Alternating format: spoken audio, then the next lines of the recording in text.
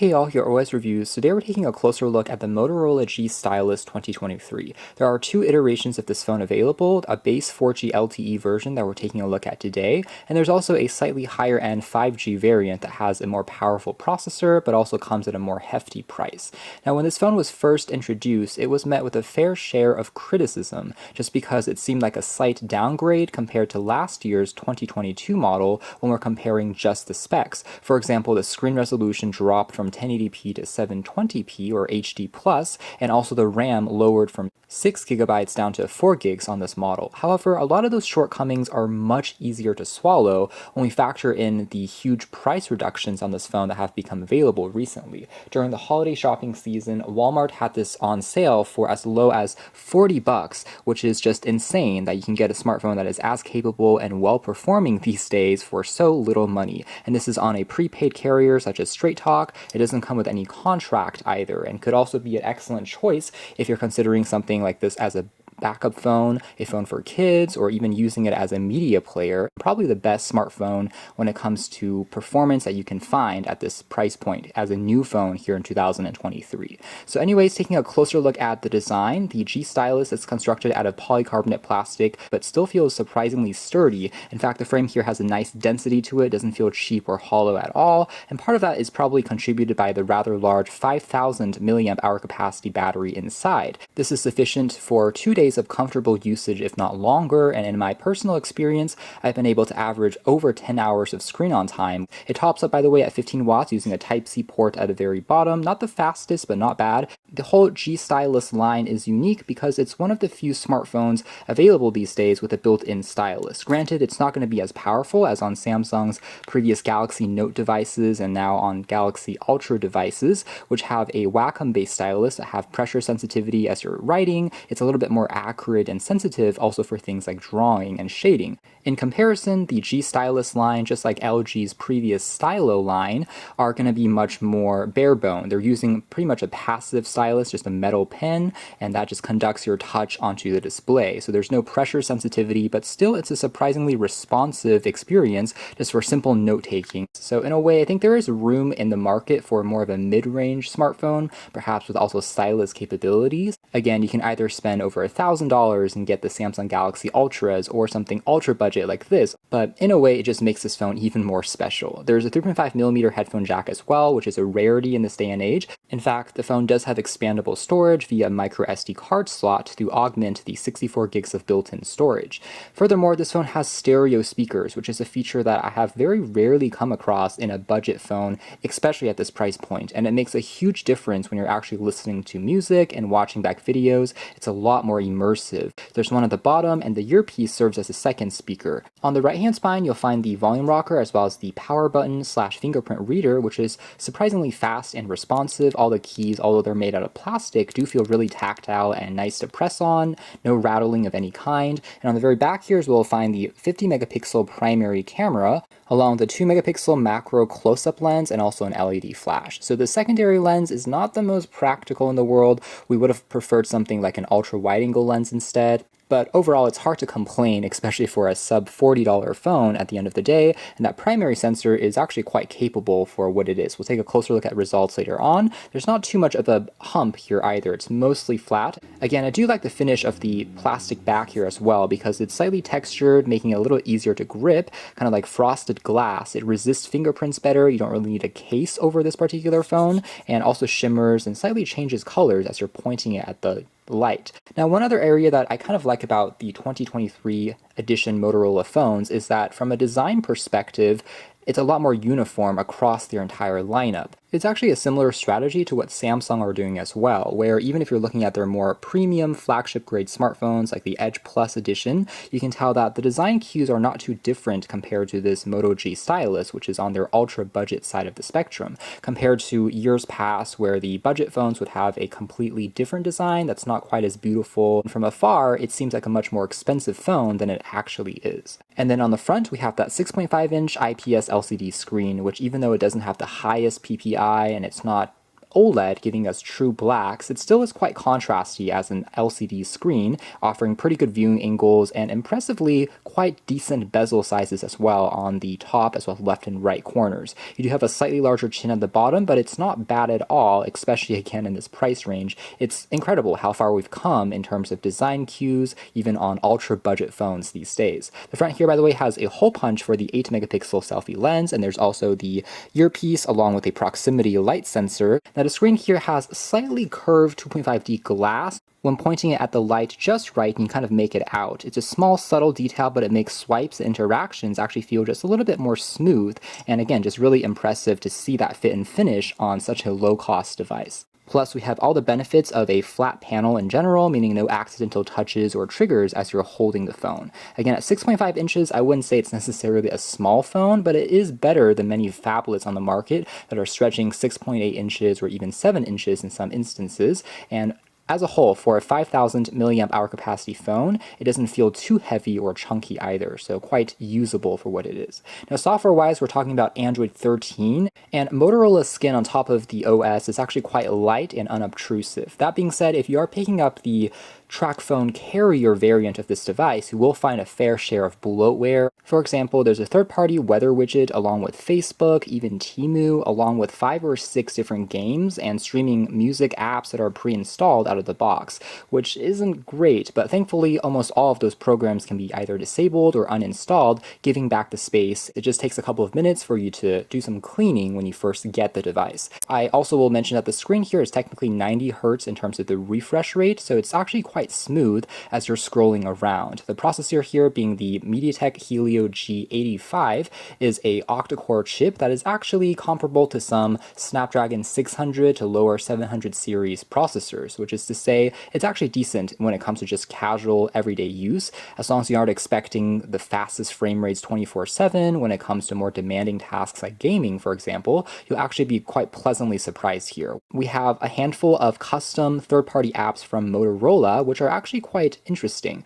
For example, under Enhanced Security Options, there's something called PinPad Scramble, which will randomize the sequence of the numbers whenever you're typing in a password. So if someone is nearby, they won't be able to accurately guess what actual numbers you're tapping on. Motorola, aka Lenovo, is calling this the Think Secure Suite, which is a reference to their other line of business, making laptops under the ThinkPad line. So it's a pretty cool crossover, introducing more enterprise-based privacy options onto their smartphones as well. Other personalization options include changing the wallpaper, even the font size, including colors, icon packs, can all be played around with, not to mention some of the typicals that we've been seeing on Motorola phones for a while now, including what they call the peak display can still be found here. Whenever it detects motion that you are nearby, it will wake up for a few seconds to display any notifications as well as the time, and that particular clock you're able to customize here as well. Not to mention gestures including chop chop to trigger the flashlight from anywhere on the phone can still be found here, as well as the twist motion to instantly jump into the camera. These are things that we really liked in the past and are still here. Motorola even has a taskbar on the side that can be used for triggering mini applications similar to on Sony Xperia devices from a couple years back. So you're able to do a little bit of multitasking. For example, you can watch a video while doing something else with these floating windows on top. Actually quite neat. And that's not even mentioning the stylus features, including when you're pulling out the pen, it will automatically pull over several stylus optimized applications, including a handwriting calculator, which is actually pretty convenient and easy to use. Just drop things down, it will calculate the equation for you. If you make a mistake, you can also rewrite over part just by crossing it out. Another example is quickly capturing GIFs or screenshots and then being able to more easily annotate as well as label different things using the pen and stylus input.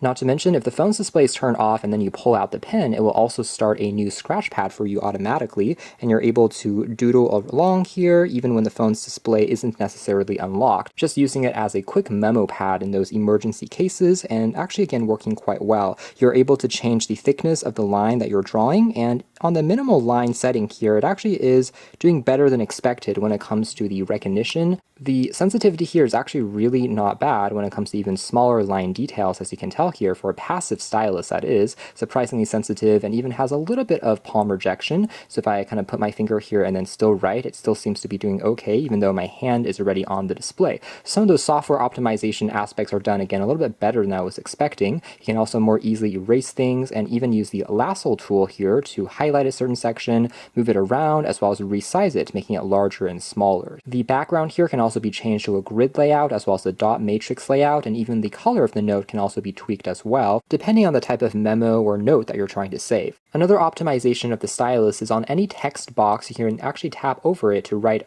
in the word that you're trying to type in. This works on any text box in the UI. You can just simply tap on the area that you're trying to actually write on, and again, it works even on the Google search box here as well, as an alternative, again, to using the regular QWERTY keyboard. And by the way, whenever you put the stylus back into the slot again, there's a small haptic vibration that gives you confirmation that you've actually popped the stylus back in, and when you remove it, the phone also slightly buzzes as well. It's a surprisingly polished feeling experience. In fact, even though the functionality isn't super advanced aside from just handwriting, the stylus pen itself actually has a nice heft to it because it is constructed out of metal compared to S Pens of yesteryear that are made out of plastic, for example. So it is, ironically enough, actually quite comfortable as you're holding onto it. Jumping into the camera next, it's typically an area that we can't expect too much on when it comes to budget smartphones, and I'll be honest here that it's not going to beat a Pixel or a flagship iPhone, for example. But that primary sensor is actually not shabby at all when you are comparing it with other sub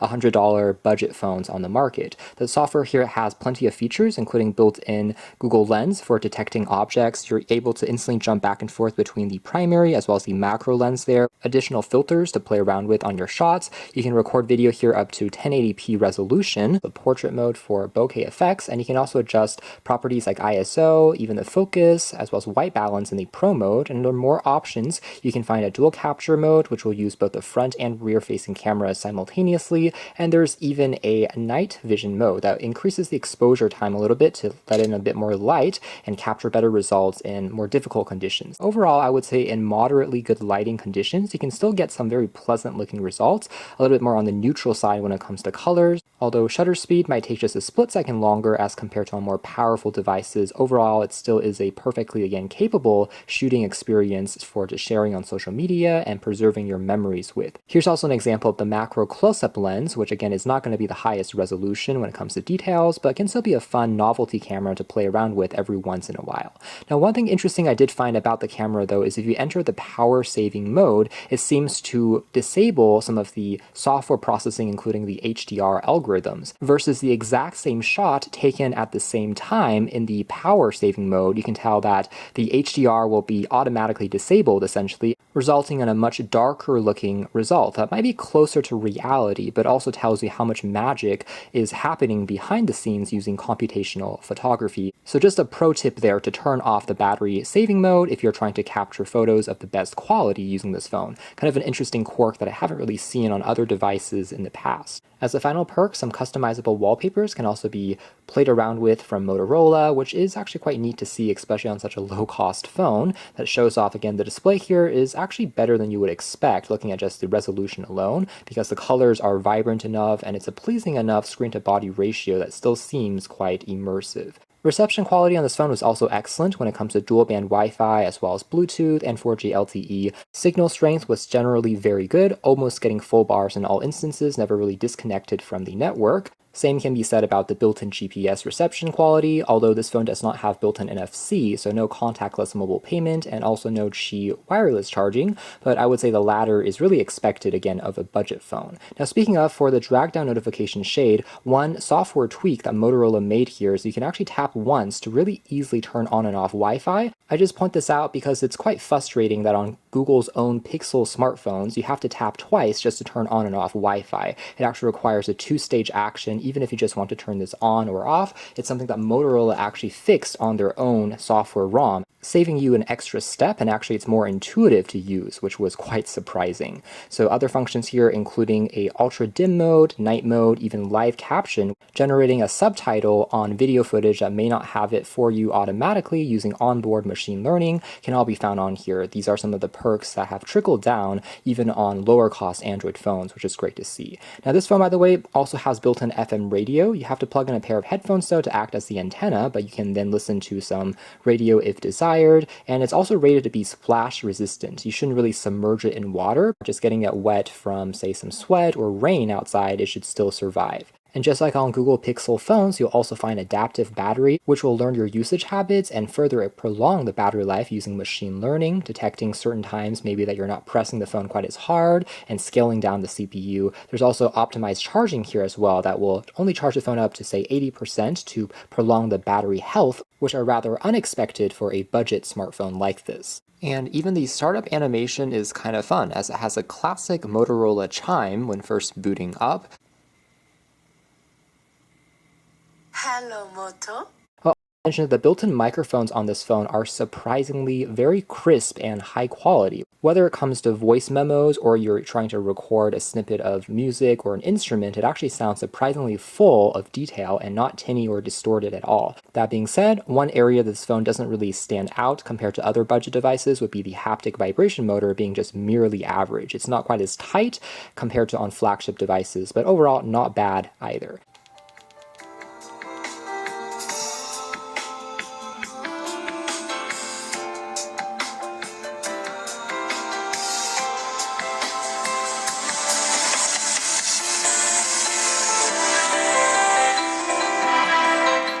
Takeaway being that the aforementioned stereo speakers are surprisingly full sounding and add a lot to the immersiveness of the content as you're consuming media. It's actually quite well balanced, and again, really surprising to find on a budget phone like this, but it makes an excellent multimedia consumption experience as a result, not to mention the good reception quality as well as the long battery life. You can use this to binge different TV shows on Netflix or YouTube, really without any problems at all. Things are still loading back quite quickly, and even things like picture-in-picture as you're doing more multitasking can still function really without too many problems. And in similar fashion, the CPU here and 4 gigs of RAM are more than sufficient for browsing the web. In fact, even on more complex pages like The Verge and also CNET, it loads back surprisingly quickly. That being said, of course, if you have more RAM, you would be able to open up even more tabs in the background and jump back and forth before things will start to reload or re-render. On here, I tried opening up around 5 or 6 tabs and it still seemed okay, but pushing things past then will start to slow down a little bit more. And really, it's a similar story when it comes to casual gaming as well. As long as you aren't expecting it to play back the most graphically demanding titles flawlessly if you are a competitive gamer, but again, that's kind of ridiculous to expect of a $40 phone, and I think this thing has already exceeded my expectations to a large extent. And that means outside of games like Genshin or PUBG, Asphalt series still play back surprisingly well when it comes to just casual style games here like Stack, as well as Cross You Road, things like that can still get you a pretty smooth experience. Takeaway being, although you shouldn't expect this to be a gamer phone per se, it still is more than usable enough for just some casual entertainment when on the go. And so that is more or less it as far as our hands-on review of the Moto G Stylus 2023. This is a great example of a device where the actual user experience is much better than the specs might seem on paper, because as you start using it, you notice a lot of these fine details which are surprisingly well polished when it comes to the construction, the excellent battery life. Again, being able to use this thing easily for 2 days, if not longer than that if you're even lighter on phone usage, excellent reception quality, and actually not a shabby screen at all when you're actually engaging with it. Make it a very good value-oriented smartphone that handles the basics quite well if you just want something for casual entertainment, browsing the web as well as watching videos. Again, with the excellent built-in stereo speakers, which by the way is missing on the 2022 and 2021 versions of the G Stylus, was a great decision on Motorola's part. Incredible to see how good ultra-budget phones have gotten when it comes to performance as well as the overall package. So you can check out more details if interested in the links down below, but for now that's been our video, a closer look at the impressively value-oriented Motorola G Stylus. This is the 2023 revision.